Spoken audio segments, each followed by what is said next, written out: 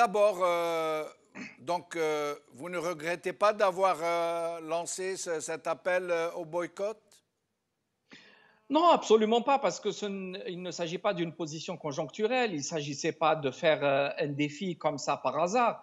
Je crois qu'il y a deux éléments à tirer de ce scrutin et qui étaient attendus. Le premier est qu'une fois encore, la fraude était au rendez-vous, ça ne pouvait pas être autrement.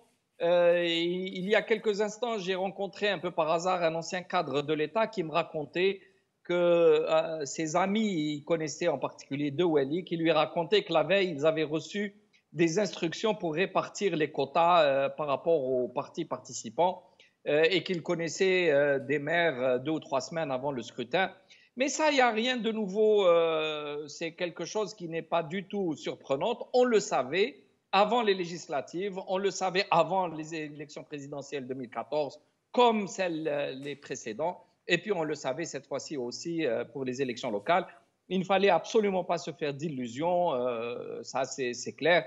Et je pense qu'il ne s'agit pas ici de reprendre tous les éléments de la fraude, vidéos, déclarations, tout cela a été attendu à l'avance et ce n'est pas le plus important. Il y a des petites choses qui changent, c'est une forme d'acclimatation à la fraude, mais l'essentiel est là. La fraude fait partie...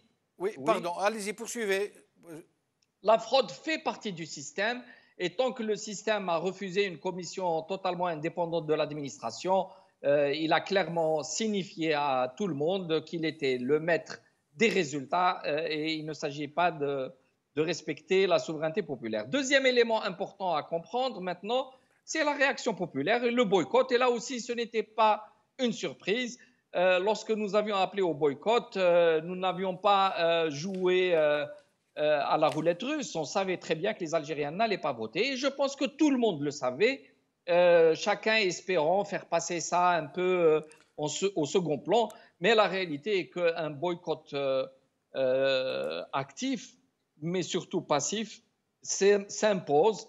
Et encore une fois, les chiffres officiels sont très loin de la vérité.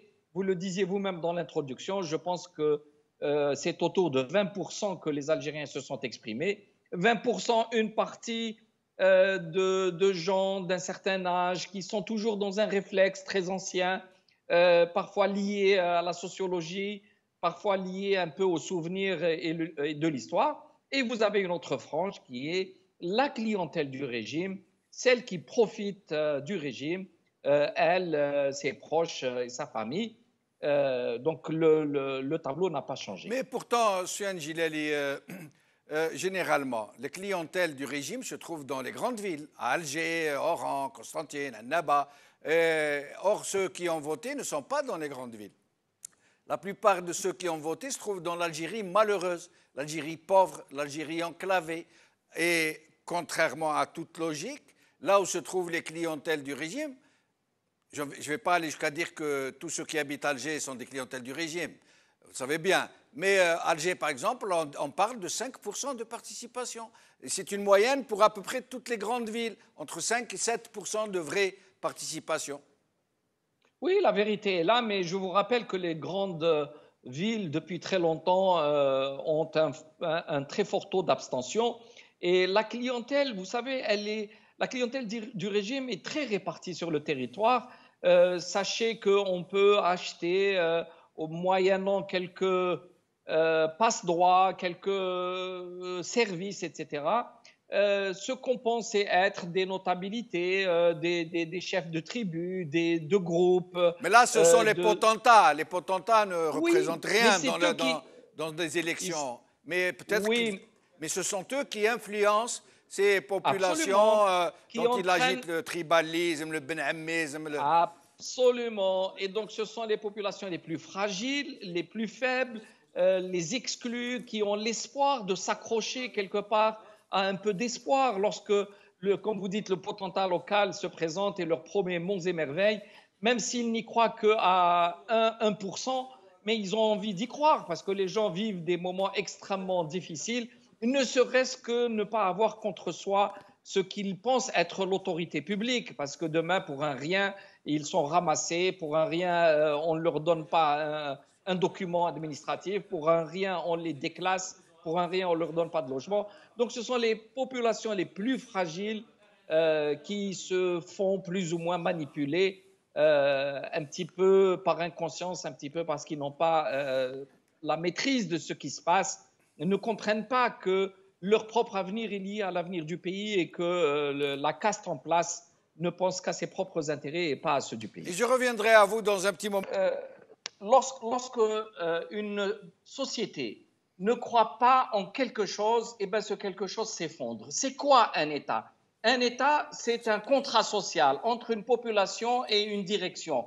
Il y a de chaque individu laisse de sa part de liberté, il la laisse à être gérée par des représentants. Tant qu'il y a un minimum de confiance, les gens croient en ce système, ils vont se présenter aux urnes, ils vont choisir leurs élus. Mais lorsqu'ils n'y croient plus du tout, alors ils abandonnent l'élection et petit à petit, ils se détournent de l'autorité de l'État. C'est ce qui est absolument dangereux parce que si du jour au lendemain, vous avez 10, 12 ou 15 millions d'Algériens qui vont dire « Nous, cet État, on ne le reconnaît plus parce que c'est un État de trafiquants, de voleurs et de corrompus », nous, on se met en dehors de ce contexte. Et alors là, l'État risque de s'effondrer. C'est ce qu'on voit avec de nombreux pays extrêmement fragiles qui, lorsque l'État n'a plus de représentativité dans l'imaginaire, dans la tête des gens, à ce moment-là, il disparaît. Un État, ce n'est pas seulement l'administration, les impôts, la police et la gendarmerie. Un État, c'est parce que nous avons intégré chacun à son niveau l'idée que cette autorité est au-dessus de nous et doit être gérée avec l'accord de tous. Lorsque ce contrat tombe, c'est tout l'État qui risque de tomber. Voilà ce qui est en train de se passer en Algérie. Et Soufiane Djilali, quelle lecture faites-vous de ce recul des islamistes qui participent pourtant à toutes les élections du régime, au point où certains leur donnent le doux sobriquet d'islamistes domestiques? Mais cette fois-ci, il y a un vrai recul. Ils ont beaucoup perdu. À votre avis, quelle en est l'explication? Écoutez, je ne voudrais pas faire un commentaire sur les autres partis politiques et juger de leur mouvance, mais je vous rappelle que dans le livre que j'ai eu l'honneur de présenter à El Maghribiya il y a juste quelques jours, je parle longuement et j'avais avancé depuis très longtemps la thèse qu'il y a une désislamisation idéologique dans le pays. Autant il y a une ferveur pour le rite religieux, pour aller à la mosquée, pour porter les attributs de la religion, mais autant il y a un bouleversement dans la société qui est en train de générer une autre attitude vis-à-vis de l'utilisation idéologique et formaliste de la religion. Et je pense que nous sommes dans une évolution irrémédiable. Il y a une forme de sécularisation de la société qui s'installe parce qu'il y a des valeurs de modernité qui se sont infiltrées, qui sont en train de réorganiser la société traditionnelle. Celle-ci avait utilisé plus qu'il n'en fallait la dimension sacrée et cela se retourne contre elle. Donc cette déliquescence de l'intérieur des valeurs, d'ailleurs tous les Algériens se plaignent, ils disent qu'il n'y a plus de valeurs, il n'y a plus de croyances au sens classique et c'est une évidence. Et il y a en parallèle une montée des fléaux, comme une disparition de la barrière psychologique qui empêchait les gens de transgresser. Tout cela est en train de s'effondrer parce qu'il y a des mutations extrêmement puissantes sous l'effet caustique des valeurs de la, je mets entre guillemets, de la modernité mal comprise et surtout impensée, mal pensée. Et cela fait que inéluctablement, le mouvement idéologique islamiste devra être cantonné dans une minorité et ils payent par ailleurs leur louvoiement, ils payent un peu leurs erreurs stratégiques et ça c'est dans la dimension politique. Alors, très brièvement... Écoutez, je crois que c'est un homme d'abord qui n'est plus en cohérence avec lui-même, il est l'un des exemples de ces faux islamistes qui prônent la morale, mais pour les autres, pas pour eux. C'est un menteur invétéré. Il a En plus, comme on dit, ce sont des gens qui n'ont pas peur de